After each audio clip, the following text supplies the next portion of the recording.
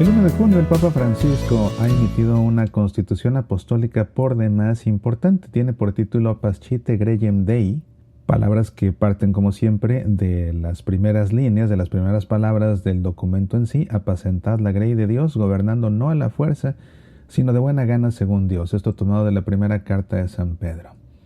Y por lo que resulta tan relevante esta constitución apostólica es porque con ella el Papa Francisco reforma el libro sexto del Código de Derecho Canónico, vigente desde 1983, cuando el Papa San Juan Pablo II lo promulgó.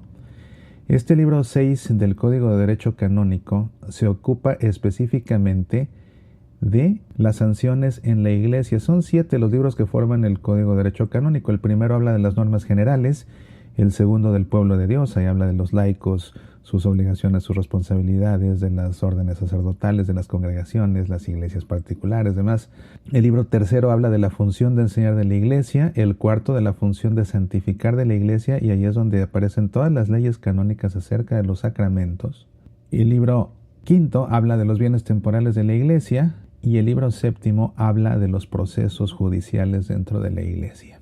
Y este libro que reforma el Papa, que es el sexto, que habla acerca de las sanciones en la Iglesia, es el fruto de un trabajo que inició el Papa Benedicto XVI en 2007. Fue en 2007 que el Papa Benedicto XVI le pidió a la Comisión de Textos Legislativos que revisara todo el contenido de este sexto libro para que fuera actualizado. Y el trabajo de revisión y de redacciones fue enviado a las diferentes diócesis del mundo, también a las diferentes congregaciones religiosas, para que todos brindaran su retroalimentación. Y después de muchos años de trabajo es que por fin este texto nuevo de este libro sexto está listo. El Papa Francisco lo promulga con esta constitución apostólica Pascite Gregem Dei. Ya se ha dado a conocer el texto porque fue publicado en el Osservatore Romano, el periódico oficial del Vaticano, pero entrará en vigor el 8 de diciembre de este 2021. Y como es algo importante, me gustaría que dediquemos las siguientes emisiones a partir de esta a leer el contenido de este libro sexto del Código de Derecho Canónico, para que conozcas todas las penas, quiénes serán acreedores a ellas, cómo se aplicarán, en fin, todo esto. Esto te dará también una idea de lo que contiene el Código de Derecho Canónico si es que nunca lo has consultado. Es realmente un libro que todo católico debe conocer. Siempre lo he dicho, además de la Biblia y además del Catecismo, el tercer libro que todos debemos conocer es el Código de Derecho Canónico. Yo lo he leído completo en varias ocasiones para estar siempre actualizado, o más bien para tenerlo siempre presente, porque no es que sea un documento que se actualiza regularmente. Y bueno, aquí está la prueba. Simplemente este libro sexto, que se promulgó en 1983 y hasta 2021, encuentra una importante reforma. Y el Código de Derecho Canónico no lo tienes que comprar, lo encuentras por completo de forma gratuita en el sitio web del Vaticano. Vamos pues a comenzar a leer los cánones de este libro sexto, del 1311 al 1399. Yo calculo que nos tomará unas 3 emisiones cubrir todos estos cánones, así que sin más vamos a comenzar. Libro sexto, las sanciones penales de la Iglesia, parte 1, de los delitos y penas en general. Título 1, del castigo de los delitos en general. Canon 1311. La Iglesia tiene derecho originario y propio a castigar con sanciones penales a los fieles que hayan cometido delitos. Quien preside en la Iglesia debe custodiar y promover el bien de la misma comunidad y de cada uno de los fieles con la caridad pastoral, el ejemplo de la vida, el consejo y la exhortación, y si fuese necesario, también con la imposición o la declaración de las penas, conforme a los preceptos de la ley, que han de aplicarse siempre con equidad canónica y teniendo presente el restablecimiento de la justicia, la enmienda del reo y la reparación del escándalo. Canon 1312. Las sanciones penales en la Iglesia son: 1. Penas medicinales o censuras. 2. Penas expiatorias. La ley puede establecer otras penas expiatorias que priven a un fiel de algún bien espiritual o temporal y estén en conformidad con el fin sobrenatural de la Iglesia. Se emplean además remedios penales y penitenciales, aquellos sobre todo para prevenir los delitos, estas más bien para aplicarlas en lugar de una pena o para aumentarla. Título 2. De la Ley Penal y del Precepto Penal. Canon 1313. Si la ley cambia después de haberse cometido un delito, se ha de aplicar la ley más favorable para el reo. Si una ley posterior abroga otra anterior o al menos suprime la pena, ésta cesa inmediatamente. Que por cierto, en su Constitución Apostólica, el Papa Francisco abroga por completo la edición anterior de este libro sexto del Código de Derecho Canónico. Canon 1314. La pena es ordinariamente ferende sententiae, de manera que sólo obliga al reo desde que le ha sido impuesta. Pero es late sententiae si la ley o el precepto lo establecen así expresamente, de modo que incurre ipso facto en ella quien comete el delito. Esto, por ejemplo, se aplica en las excomuniones. Hay excomuniones que son automáticas, es decir, late sententiae, como en el caso concreto de los abortos. Y hay otras penas más que veremos precisamente a lo largo de este libro del Código de Derecho Canónico. Continuemos. Canon 1315. Quien tiene potestad para dar leyes penales puede también proteger con una pena conveniente una ley divina. Puede además proteger con una pena conveniente a la ley promulgada por una autoridad superior, respetando los límites de su competencia por razón del territorio de las personas. Añadir otras penas a las ya establecidas por la ley universal contra algún delito, y determinar o bien hacer obligatoria la pena que en la ley universal está establecida como indeterminada o facultativa. La ley puede determinar la pena o dejar su determinación a la prudente estimación del juez. Canon 1316. Cuiden los obispos diocesanos que en la medida de lo posible las leyes penales sean dadas de modo uniforme para un mismo estado o región. Canon 1317. Las penas han de establecerse solo en la medida en que sean verdaderamente necesarias para proveer mejor a la disciplina eclesiástica. La expulsión del estado clerical no puede ser establecida por el legislador inferior. Canon 1318.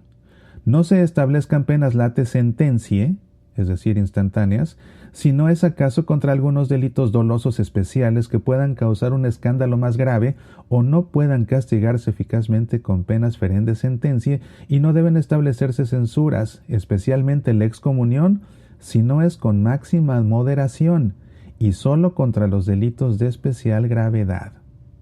Canon 1319. En la medida en que alguien, en virtud de su potestad de régimen, puede imponer preceptos en el fuero externo, puede también combinar mediante precepto con penas determinadas, excepto las expiatorias perpetuas. Si tras diligente reflexión ha de imponerse un precepto personal, obsérvese lo prescrito en los canos anteriores.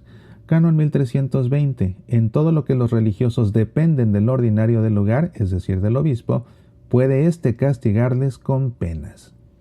Título 3. Del sujeto pasivo de las sanciones penales. Canon 1321. Toda persona es considerada inocente mientras no se le pruebe lo contrario. Nadie puede ser castigado a no ser que la violación externa de una ley o precepto que ha cometido le sea gravemente imputable por dolo o culpa. Queda sujeto a la pena establecida por una ley o precepto quien los infringió deliberadamente. Quien lo hizo por omisión de la debida diligencia no debe ser castigado, a no ser que la ley o el precepto dispongan otra cosa. Cometida la infracción externa, se presume la imputabilidad a no ser que conste lo contrario. Canon 1322. Se consideran incapaces de cometer un delito quienes carecen habitualmente de uso de razón, aunque hayan infringido una ley o precepto cuando parecían estar sanos. Canon 1323. No queda sujeto a ninguna pena quien cuando infringió una ley o precepto, 1. Aún no había cumplido 16 años. 2. Ignoraba sin culpa que estaba infringiendo una ley o precepto, y a la ignorancia se equiparan la inadvertencia y el error. 3. Obró por violencia o por caso fortuito que no pudo prever o que una vez previsto no pudo evitar. 4. Actuó coaccionado por miedo grave, aunque lo fuera solo relativamente, o por necesidad o para evitar un grave perjuicio, a no ser que el acto fuera intrínsecamente malo o redundase en daño de las almas. 5. Actuó en legítima defensa contra un injusto agresor de sí mismo o de otro, guardando la debida moderación. 6. Carecía de uso de razón. 7. Juzgó sin culpa que incurría alguna de las circunstancias indicadas en los números 4 y 5. Canon 1324. El infractor no queda eximido de la pena, pero se debe atenuar la pena establecida en la ley o en el precepto, o emplear una penitencia en su lugar cuando el delito ha sido cometido: 1. Por quien tenía solo uso imperfecto de razón.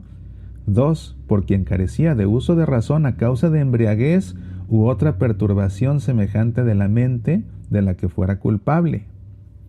3. Por impulso grave de pasión, pero que no precedió impidiéndolos a cualquier deliberación de la mente y consentimiento de la voluntad, siempre que la pasión no hubiera sido voluntariamente provocada o fomentada. 4. Por un menor de edad que haya cumplido 16 años. 5. Por quien actuó coaccionado por miedo grave, aunque lo fuera solo relativamente, o por necesidad para evitar un perjuicio grave, si el delito es intrínsecamente malo o redunda en daño de las almas. 6. Por quien actuó en legítima defensa contra un injusto agresor de sí mismo o de otro, pero sin guardar la debida moderación. 7. Contra el que provoca grave e injustamente. 8. Por quien errónea pero culpablemente juzgó que incurría alguna de las circunstancias indicadas antes. 9. Por quien sin culpa ignoraba que la ley o el precepto llevaba aneja una pena. Y 10. Por quien obró sin plena imputabilidad con tal de que ésta siga siendo grave. Puede el juez hacer lo mismo si concurre cualquier otra circunstancia que disminuya la gravedad del delito. En las circunstancias que enumeran en el parágrafo 1, el reo no queda obligado por las penas late sentencie, pero con el fin de conseguir su enmienda o de reparar el escándalo, se le pueden imponer penas más benignas o se le pueden aplicar penitencias. Hasta aquí la emisión de hoy. Continuaremos con esta serie especial el día de mañana con el favor de Dios, revisando los cánones de esta reforma al libro 6 del Código de Derecho Canónico, que habla sobre las sanciones penales en la Iglesia. Soy Mauricio Pérez. Estas son Semillas para la Vida.